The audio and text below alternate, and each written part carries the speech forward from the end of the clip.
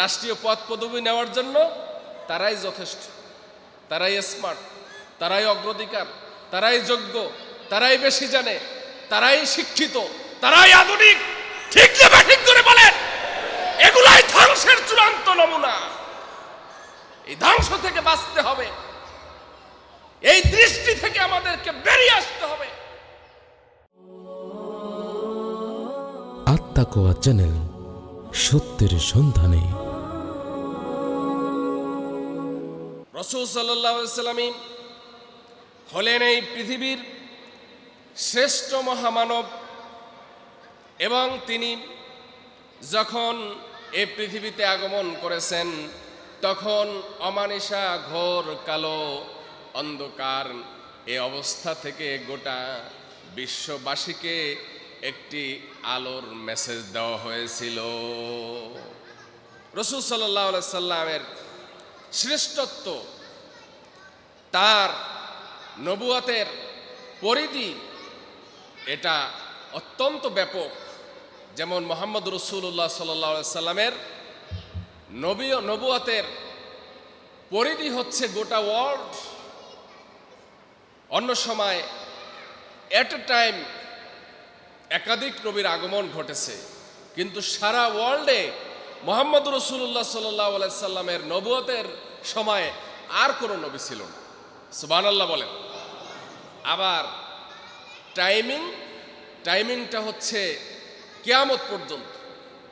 কিয়ামত পর্যন্ত আর কোনো নবীর আগমনের প্রয়োজন হবে না, এমন পূর্ণতা, আর কোনো নতুনত্বের প্রয়োজন হবে না। ইসলামের আগমন ঘটল। ঈসা আলাইহিস সালাম কি করেছেন, মুসা আলাইহিস সালাম কি করেছেন, জাকারিয়া আলাইহিস সালাম কি করেছেন, আমাদের নবী মুহাম্মদ রাসূলুল্লাহ সাল্লাল্লাহু আলাইহি সাল্লাম যেই নবীর আদর্শ অনুসরণ করতেন, হযরত ইব্রাহিম আলাইহিস সালামের আদর্শে কি আছে সেইটা আমাদের দেখার দরকার হয় না, কিয়ামত পর্যন্ত দেখার দরকার হবে না। আমরা এই আদর্শের উপরে টিকে থাকলেই আমাদের জন্য যথেষ্ট হয়ে যাবে। সুবহানাল্লাহ ওয়া বিহামদি। সহিহ হাদিসে বর্ণিত আছে, মুহাম্মদ সাল্লাল্লাহু আলাইহি সাল্লামের জন্মের সময় একটি নূর প্রকাশিত হয়েছিল, যার আলোতে পৃথিবীর পূর্ব থেকে পশ্চিম প্রান্ত পর্যন্ত আলোকিত হয়ে গিয়েছিল। রাসূল সাল্লাল্লাহু আলাইহি সাল্লামের জন্মের রাতে কাবা ঘর এবং মক্কার আশেপাশে অনেক মূর্তি ছিল। সেই মূর্তিগুলো অটোমেটিক্যালি মূর্তিগুলোর চেহারা মাটির সাথে থেতলে পড়েছিল। এমনকি আপনারা তো সবাই জানেন যে কাবা ঘরের মধ্যে কয়টা মূর্তি ছিল জানো? 360টা মূর্তি ছিল। এই 360টা মূর্তির সবগুলো মূর্তি উপতয়ে ছিল, বুঝছেন তো? এরপরও আবার কুরাইশরা এই মূর্তিগুলোকে খাড়া করলো, পাছার মধ্যে বাঁশ দিয়া লাঠি দিয়া আবার খাড়া করলো। এরপরে এই মূর্তি এই বরকতের জন্য, সেই মূর্তি সেই বরকতের জন্য, এইভাবে তারা করতেছিল। যাদের কপালে হেদায়েত না থাকবে তাদের তো এরকম অবস্থায় থাকবে। আমরা সেই যুগের পৌত্তলিক কুরাইশদের সমালোচনা করি, বর্তমান সময়ে তার চেয়েও দুর্ভাগ্য লোকজন কিন্তু মুসলমান জাতির মধ্যেই লুকায়িত আছে। এরা দেখবেন মসজিদে আসলে মন মরা থাকে, মসজিদে এসে প্রথম কাতারেও দাঁড়ায়, কথা বলার সুযোগও নেয়, কিন্তু কথা বলে নিরস, আনন্দ নাই। কিন্তু এরা যখন পূজা পার্বণের সামনে যায় তখন দামাল ছেলের মতো দাঁড়িয়ে হাস্য উজ্জ্বল ভাবে কথা বলে, আর বলে যে এই পূজা পার্বণই আমাদের জন্য আশীর্বাদ বয়ে নিয়ে আসতে পারে। এই কথাটা মনে হয় আমি মিথ্যা বললাম, ডাহা মিথ্যা নাকি? আরে না না, এগুলো রাজনৈতিক এক শ্রেণীর লোকের চরিত্র এরকম আছে। রাজনৈতিক লোকদের এক শ্রেণীর লোক এরা এই চরিত্র দিয়ে ভোট কালেকশন করে, দুনিয়ার মধ্যে নেতা হতে চায়, আর ইসলামের কোনো বিষয় তাদের সামনে উপস্থাপন করলে চুলকানি শুরু হয়ে যায়। আছে না নাই? ইসলাম নিয়ে খুব চুলকানি। আহা, ইসলামী অনুশাসন, ইসলামী জীবন ব্যবস্থা এটা সমাজে চালু হোক, আপনার ঘরে চালু হোক, আপনার বাজারে চালু হোক, এইটা যদি আপনি মনে প্রাণে না চান তাহলে আপনি মুসলমানই না, আপনি একজন সাচ্চা মুনাফেক, আপনি একজন সাচ্চা কাফের। যেহেতু আল্লাহর জমিনে আপনি আল্লাহর বিধান প্রতিষ্ঠিত হতে দেখতে চান না, আল্লাহর জমিনে আল্লাহর বিধান দিয়ে সমাজ চলুক, রাষ্ট্র চলুক, পরিবার চলুক, এইটা আপনি চান না, আপনার সে কাফের আর কে হতে পারে বলেন? শুধু সমাজের আমরা সেই পৈত্তলিকদেরকে দোষ দেই, তাদেরকে অপবাদ দেই। আমাদের সমাজ আজকে ঘুরে ধরে শেষ হয়ে গেছে। আমাদের সমাজের মানুষের চরিত্রগুলো এত নষ্ট হয়ে গেছে, আমরা বড়দেরকেও সম্মান করি না, ছোটদেরকেও স্নেহ করি না। আজকে দেদারসে যে যেরকম পারে পণ্ডিতি করে, কথা কয় না? পণ্ডিতেরা শেষ নাই, সবাই পণ্ডিত, ঘরে পণ্ডিত, বাহিরে পণ্ডিত, ছেলে পণ্ডিত, বউ পণ্ডিত। ওইখানে শুধু বলদ হইল, বলদ এই কথাটা একটা অসামাজিক কথা হয়ে গেছে। বোকা হইল ঘরের মধ্যে যে পুরুষ সে, ঠিক না? ঠিক জোরে বলেন। আবার সমাজের মধ্যে সবাই খুব বুদ্ধিমান, বোকা হইল সমাজের মধ্যে একটু লেবাসদারি, লেবাসওয়ালা যারা আছে তারা, টুপি পরে, নামাজ পড়ে, সুন্নাতের উপরে আছে, তারা হচ্ছে বোকা। আর যারা টাই পরে, শার্ট পরে, জীবনেও দাড়ি রাখে না, ওই সমস্ত লোকগুলো খুব স্মার্ট, ঠিক না? ঠিক। রাষ্ট্রীয় পদ পদবি নেওয়ার জন্য তারাই যথেষ্ট, তারাই স্মার্ট, তারাই অগ্রাধিকার, তারাই যোগ্য, তারাই বেশি জানে, তারাই শিক্ষিত, তারাই আধুনিক, ঠিক না? ঠিক করে বলেন। এগুলাই ধ্বংসের চূড়ান্ত নমুনা। এই ধ্বংস থেকে বাঁচতে হবে, এই দৃষ্টি থেকে আমাদেরকে বেরিয়ে আসতে হবে। মুসলমান হওয়ার পরে মনে প্রাণে একজন আদর্শবান ব্যক্তি একটা বড় জায়গায় যাক, সেখানে যাওয়ার পরে একটা আদর্শ প্রতিষ্ঠিত করুক, এই চিন্তা চেতনা যাদের মন মগজে না থাকবে, ওই ব্যক্তি মুসলমান হতে পারে না। ওর ইচ্ছা হচ্ছে সারা জীবন সে ঘুষ খেয়ে যাবে, সারা জীবন সে সুদ খেয়ে যাবে, সারা জীবন সে অপকর্ম করে যাবে, ঠিক না? ঠিক জোরে বলেন। আমার বন্ধুগণ, এই অবস্থাকে যদি সমর্থন না করেন তাহলে অন্তত ঘৃণা করা শুরু করে দেন যদি বাঁচতে চান।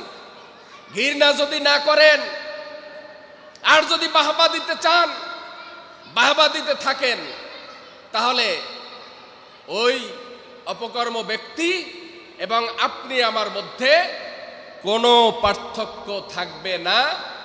ও ধর্ষণ করে যেই অপরাধী, আপনি নীরব থেকে একই অপরাধী।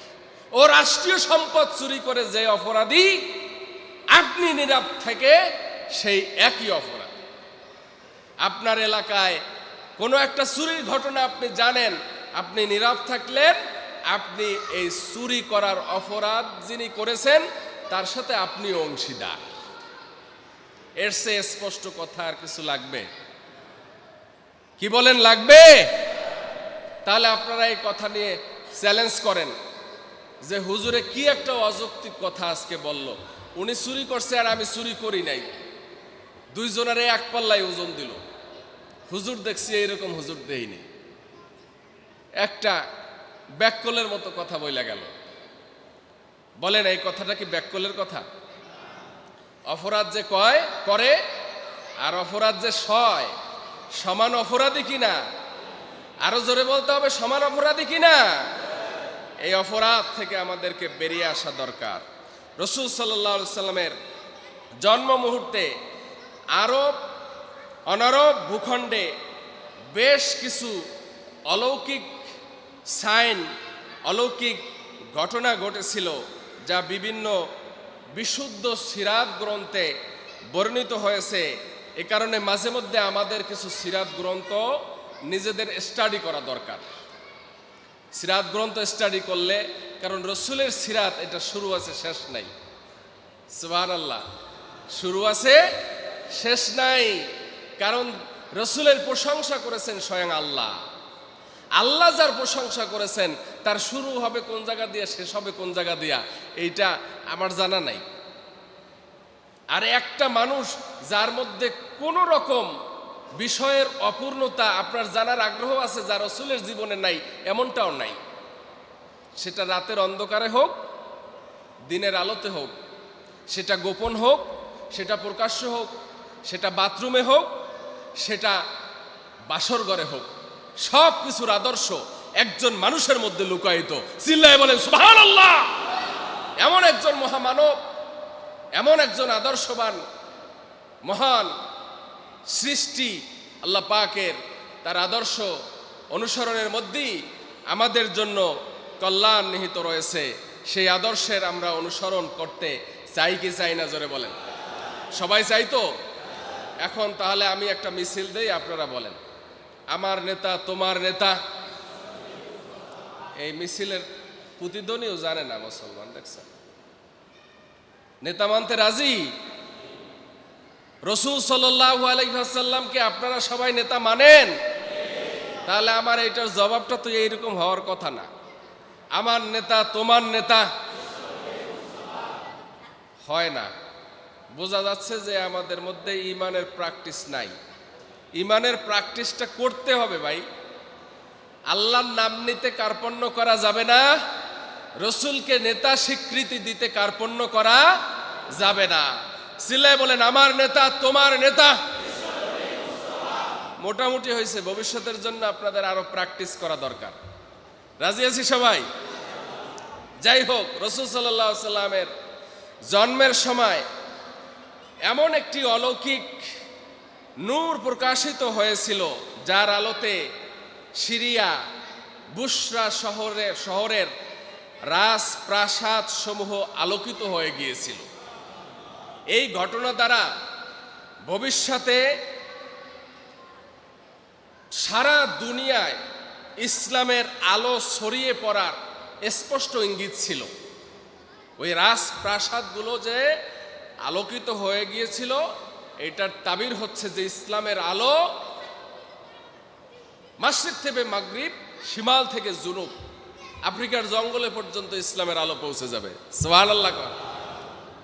আফ্রিকার মানুষ মনে হয় হজ করতে আসে না? আসে? সুদানের মানুষ আসে। আরে সে আবার এক ভিন্ন কথা। ওইখানে গিয়ে দেখেন যে কি মিলন মেলা, সেখানে কি অদ্ভুত নিদর্শন দেখা যায়, কত রকম মানুষ দেখা যায়। মিশরের মানুষ কত সাদা, শুধু সাদা না, তাদের মধ্যে আবার সেই আকর্ষণও আছে। আবার আফ্রিকা সুদানের মানুষ যে কত কালো, সেগুলো আপনারা দেখলে হয়তো বা চিন্তা করবেন যে আল্লাহ পাক কিসের মধ্যে কি সৃষ্টি করছেন, এরাও মানুষ। আবার সৌদিতে দেখবেন যে কালো সাদা দুইটা মিলেই আছে। বাদশাহ যখন কোনো অকেশন করেন, সেই অকেশনে তারা এই কালো মানুষের মুখেও চুমা খায়, সাদা মানুষের মুখেও চুমা খায়। কারণ কালার উপরে সাদার কোনো প্রাধান্য নাই, সাদার উপরে কালোর কোনো প্রাধান্য নাই। এগুলো সব ভেঙ্গে একাকার করে দিয়েছেন যেই মহামানব, তার নাম কি? মুহাম্মদুর রাসূলুল্লাহ সাল্লাল্লাহু আলাইহি সাল্লাম। তিনি বলেছেন যে সাদা কালার উপরে কোনো প্রাধান্য থাকবে না, মানুষের প্রাধান্য থাকবে তার তাকওয়ার উপরে, তার আমলের উপর।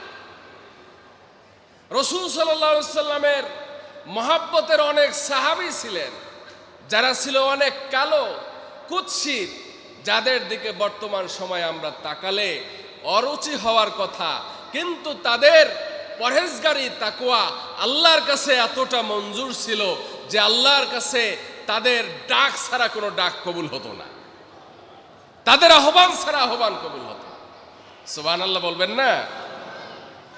তৎকালীন পরাশক্তি পারস্য সম্রাট কিসরার সুরম্য বিশাল 14টি গম্বুজ বিনা কারণে হঠাৎ বিকট শব্দের মাধ্যমে ধসে পড়েছিল। রাসূল সাল্লাল্লাহু আলাইহি সাল্লামের আগমনের সময় পারস্যের অগ্নিপূজকদের হাজার বছর ধরে চলে আসা অগ্নি তা কখনো তারা নিবাবিত করতে দেয় নাই। সে অগ্নি হঠাৎ করে নিভে গিয়েছে। এই অগ্নি, তারা অগ্নিকে সর্বশক্তির মালিক মনে করত। নাউজুবিল্লাহ বলেন। আগুন কি কোনো শক্তি রাখে? ওই যে আগুন পোড়ায় ফেলায়, এই জন্য তারা মনে করত যে আগুনের অনেক শক্তি। অগ্নি পূজকরা আগুনকে শক্তি মনে করত। আগুন নিভে যাওয়ার দ্বারা এই ইঙ্গিত দেওয়া হয়েছিল যে সৃষ্ট বস্তুর উপরে মানুষের যেই আকীদা, বিশ্বাস, তাদেরকে যে পূজা করা, এর মধ্যে কোনো কল্যাণ নাই। কল্যাণ আছে একাত্মবাদে বিশ্বাসের মধ্যে। ঠিক না ঠিক? আগুনকে পূজা করা, আগুনকে শক্তি মনে করা, এইটা যে একটা অসারতা, এই বিশ্বাসের যে কোনো নির্ভরযোগ্যতা নাই, অন্তঃসার শূন্য, এইটা বোঝানোর জন্য যে আগুনকে তারা নিভতে দিত না, এটাকে সব সময় জ্বালিয়ে রাখত। সেই আগুন হঠাৎ নিভে গিয়েছে। এটা দ্বারা মেসেজ দেওয়া হয়েছিল যে সৃষ্টির কোনো দাসত্ব, সৃষ্ট জীবের কোনো পূজা, আল্লাহর সৃষ্টি যে সমস্ত প্রাণী হোক, বস্তু হোক, এগুলোকে শক্তিশালী মনে করা যাবে না। শক্তিশালী মনে করা যাবে একজনকে, যিনি এগুলোকে সৃষ্টি করেছেন। সুবহানাল্লাহ। আগুন সৃষ্টি করেছেন কে? পানি সৃষ্টি করেছেন কে? যিনি এগুলোকে সৃষ্টি করেছেন তাকে শক্তিশালী মনে করতে হবে, আর কোনো কিছুকে শক্তিশালী মনে করা যাবে না। আরো কিছু ঘটনা আছে। পারস্যের সাওয়া নামক একটি বিশাল গভীর হ্রদ ছিল। সেই হ্রদটা শুকিয়ে গিয়েছিল। সেটাকেও আবার নিয়ে তারা অনেক গর্ব, অহংকার করত। সেটার পানি দিয়ে সেচ কার্য করত, ফসল উৎপাদন করত। সেই পানি শুকায়া তাদেরকে কৃষি কাজের যেই সেটার উর্বরতা কমিয়ে দেওয়া হয়েছিল। যাই হোক, আত্মাকোয়া চ্যানেল, সত্যের সন্ধানে।